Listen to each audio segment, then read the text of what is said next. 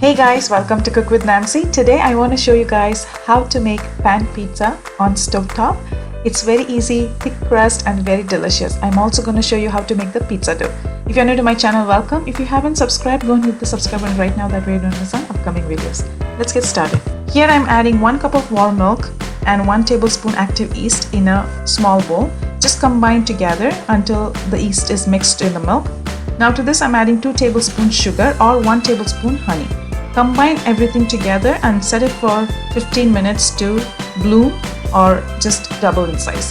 Here I have 3.5 cups of all-purpose flour. In total we are going to add 6 cups of all-purpose flour, but I'm going to add just 3.5 cups now. Later on we will use the remaining. Here I have yeast mix that is doubled in size or bloomed. I'm going to just add it to the flour and then go ahead and mix it with the stand mix or even hand. You can definitely use your hand to knead a dough. It's going to take little time, but if you have a stand mix, go ahead and use it. Here I have 1 cup of warm water I'm going to add as it is mixing. Mix this on a medium speed. While this is mixing, I'm going to add 1 more cup of all-purpose flour from the remaining. The rest, just let it be. We're going to add this later. Mix well until the dough is combined together. The dough is going to be super sticky. Don't end up adding more flour to this. That's it. We are going to just remove this and scrape down the sides. If there is any dry flour is left behind, just make sure you use the spatula to combine the dough and just take it off from the stand mix. I'm not going to transfer this dough to anything because we are going to do the second process. So I'm going to just rest it for 1 hour by covering it. After an hour, it has doubled in size. Using the spatula, just punch down gently by scraping the sides, so that way all the dough is in center of the pot. Now I'm going to hook it back on the stand mix and then add the remaining flour in batches. I'm adding half of the remaining flour and salt as needed, 2 tablespoons olive oil. Go ahead and combine, knead the dough until the dough just starts coming together. It's going to be still sticky. Now I'm going to add the remaining rest of the flour at this stage.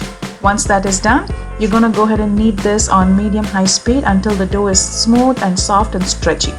And now you can see this dough is still sticky, but not super sticky, but it's still sticky that you don't want to end up adding more flour to this.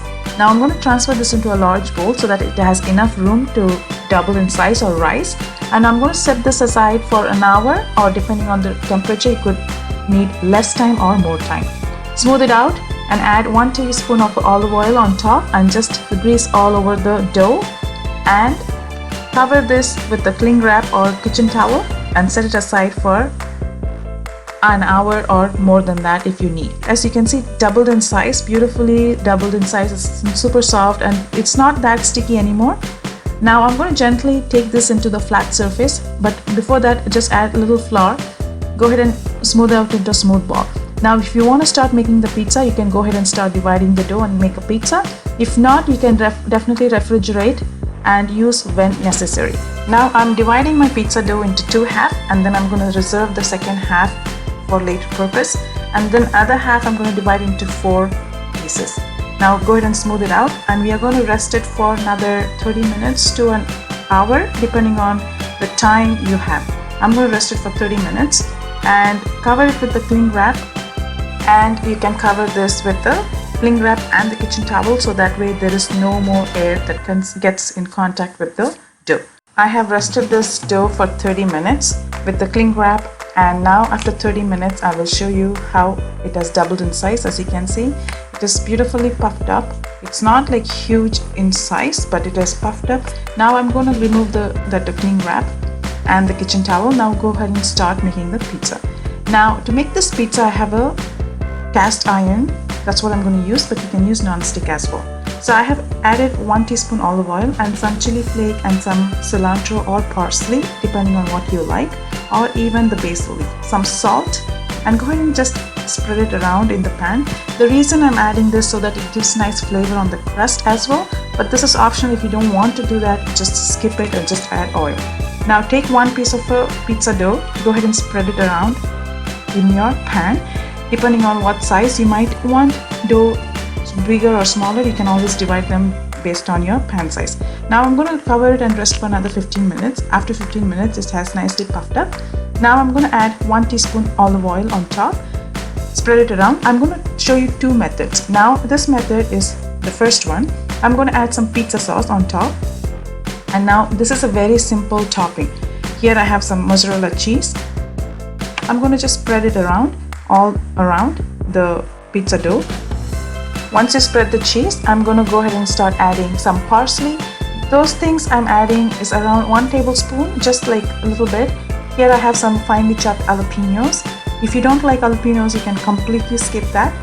And here I have some crushed garlic, around 1 teaspoon again. Go ahead and add. This is totally optional. You can use any kind of topping you prefer. This is the easiest topping if you have nothing at home. This is basic that we always have at home. Now I'm going to fill this with some more cheese, especially the corners, so that it gets nice crust. Now I'm going to grate some lemon zest, the whole lemon zest. Just make sure you only grate the upper part. Now add some chili flakes around, and now this is going on the stove top to roast. Now I'm going to just cook this on medium-high heat until the bottom gets nice and beautifully browned. As you can see, it's beautifully browned. At this point, I'm transferring this to the oven, which is preheating at 500 degrees Fahrenheit. We are only baking this on an upper rack for 8 to 9 minutes, not more than that. Once you get this beautiful bubbly cheese, you can remove it and serve this. This is the second method. The first process is the same until the dough goes in, and also we are going to let it rest for 15 minutes, 10 to 15 minutes. And once that is done, we are going to add some oil on top as usual, that what we did in the previous one. And I'm going to just spread it around the oil. I am adding 1 teaspoon of olive oil. Go ahead and now, before you add any kind of topping, we are going to take this to the stove top and make sure it has this brown, beautiful bottom crust. And once that is done, it looks something like this. Now the pan is really hot. You have to be very careful when you're working with the dough like this. Now I'm going to go ahead and add pizza sauce on top. As I said earlier, for the first pizza, you can add any kind of topping as you prefer. I only wanted to show you guys 2 different ways that you can make the pizza. One is before you add any kind of topping, you bake it in the stove top and then you add the topping. The other one is you can actually add all the toppings, which is easier, I think, and it gives the same result. You can bake it, you can actually cook it on stove top and then bake it in the, finish it off in the oven. So now this goes in the oven again just for 8 minutes, not more than that. And once you see this bubbly cheese, it's done. You can remove this. Once you take this from the oven, just loosen the edges so that it's easy to take it out from the pan.